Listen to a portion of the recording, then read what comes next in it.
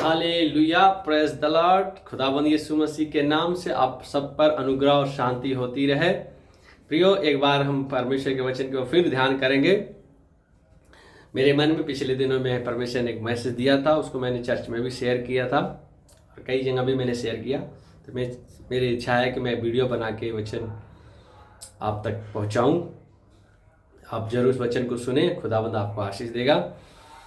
तो हम सब लोग जानते हैं, इस समय इजराइल के विषय में सब लोग जानते हैं। इजराइल कंट्री में जो इस समय फ़लस्तीन के साथ युद्ध चल रहा है।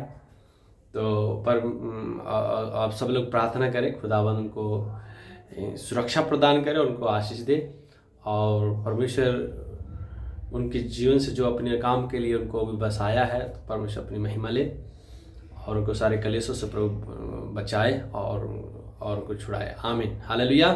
तो आओ हम परमेश्वर के वचन में देखते हैं कि हम जानते हैं कि इजराइल लोग को खुदावंद ने पहले परमेश्वर ने उनको चुना था।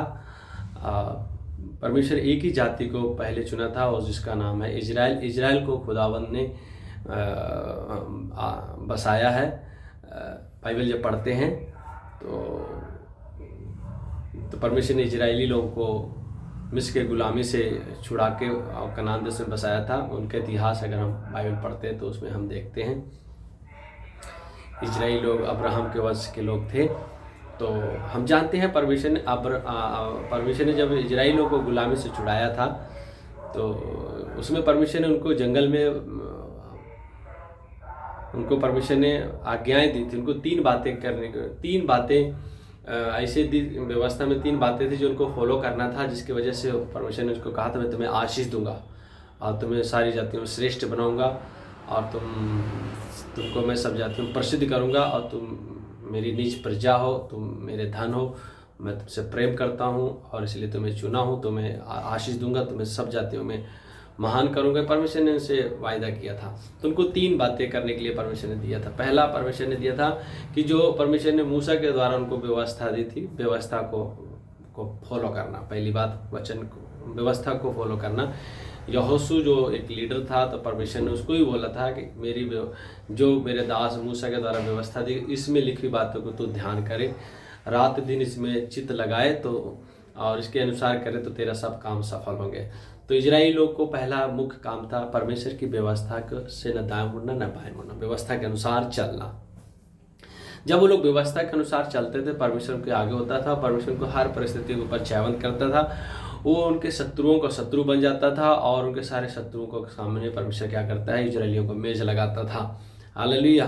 तो पहली बात, इजरायलियों को उन्नति का कारण क्या था? परमेश्वर की दी व्यवस्था को फॉलो करना और उसके अनुसार चलते तो आशीष पाते थे। दूसरा, परमेश्वर ने उनको बताया था कि तुम अन्य जातियों की घिनौनी रीति के अनुसार नहीं चलना। जब व्यवस्था विवरण 18 अध्याय के 9 में पढ़ते हैं, वहाँ पे हम पढ़ते हैं परमेश्वर उनको बोला अन्य कनान देश में जो जातियाँ रहती हैं, जो बड़ी 7 जातियाँ, उनके जैसा तुम घिनौने काम करना ना सीखना कि जादू टोना, भूत प्रेत को मानना, मूर्ति पूजा करना, व्यभिचार और उनकी जैसी रीतियों को ना अपनाना, उनके जैसे विवाह शादी ना करना, यानी कि उन गंदी रीतियों से अलग रहना, तुम परमेश्वर के लिए पवित्र बनना।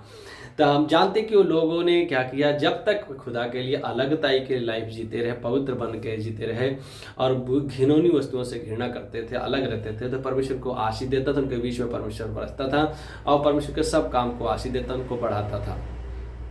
तो दूसरा कारण था उनका बढ़ने का, उन्नति का, कि वो अन्य जाति की रीति से अलग होकर जब परमेश्वर की इच्छा के अनुसार पवित्र जीवन बिताते थे तो उनको खुदावंद आशीष देता था और उनकी बढ़ती होती थी और उनको परमेश्वर हर बातों में जयवंत करता था और कोई उनके सामने ठहर नहीं पाता था।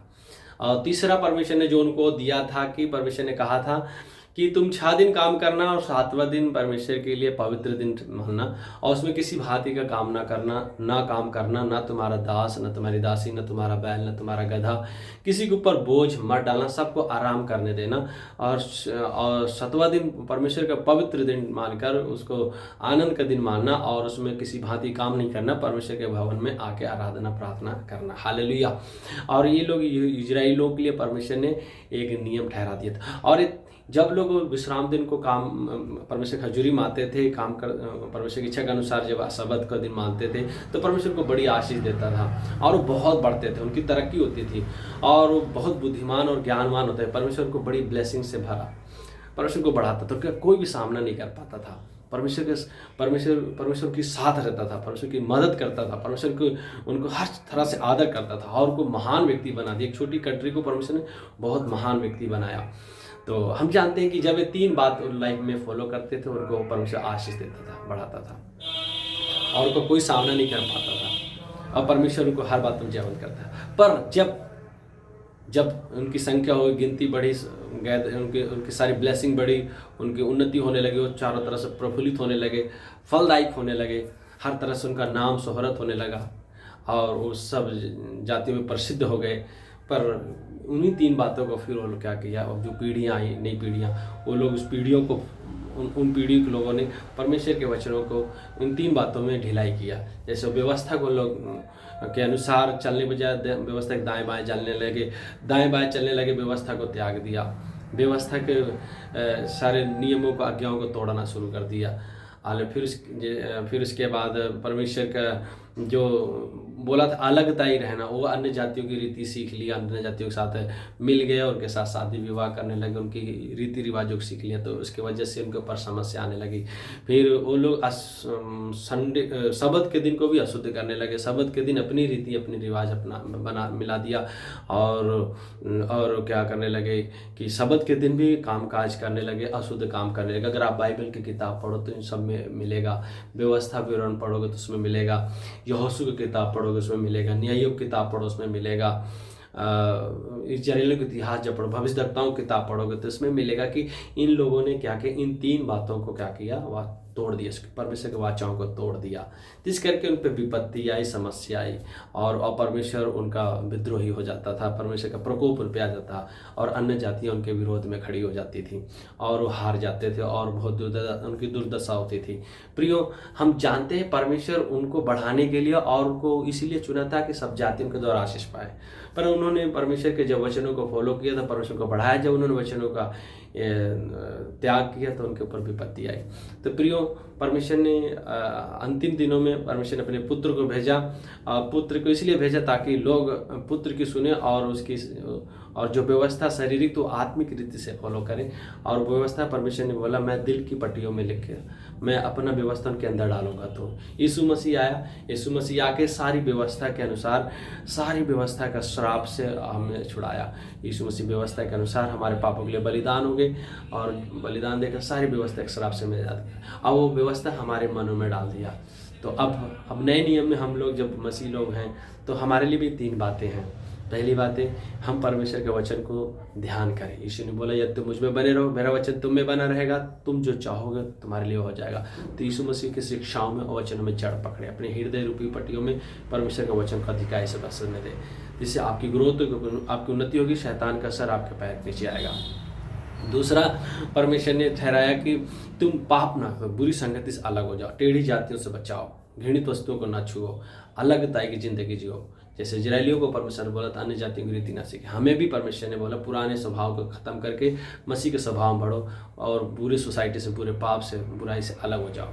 आज कलीसियाँ बहुत से लोग हैं चर्च में आते हैं परंतु संसार के साथ भी मिले हुए हैं, इस करके उनके अंदर दुष्ट आत्माएं काम करती हैं और वो हमेशा हारते रहते हैं। इसलिए बाइबल कहती है कि अलगताई की जिंदगी जियो, मसीह के लिए पवित्र बनो, पाप से अलग हो जाओ। हालेलुया। यानी कि अलगताई, कलीसिया का मतलब अलग हो जाना, पाप से, बुराई से, शैतान के काम से अलग हो जाना, पुराने काम से अलग हो जाना।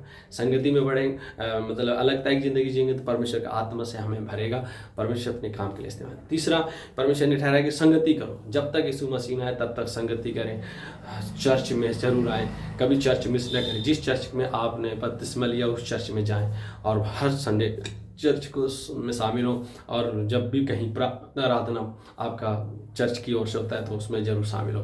संगति करना बहुत जरूरी है, संगति बने रहे। ये 3 बातें आज भी मसीह लोगों के लिए, जो पहले इजराइली लोगों के लिए परमेश्वर ने दिया था, आज परमेश्वर कलीसिया के लिए भी यही बातें ठहराई है।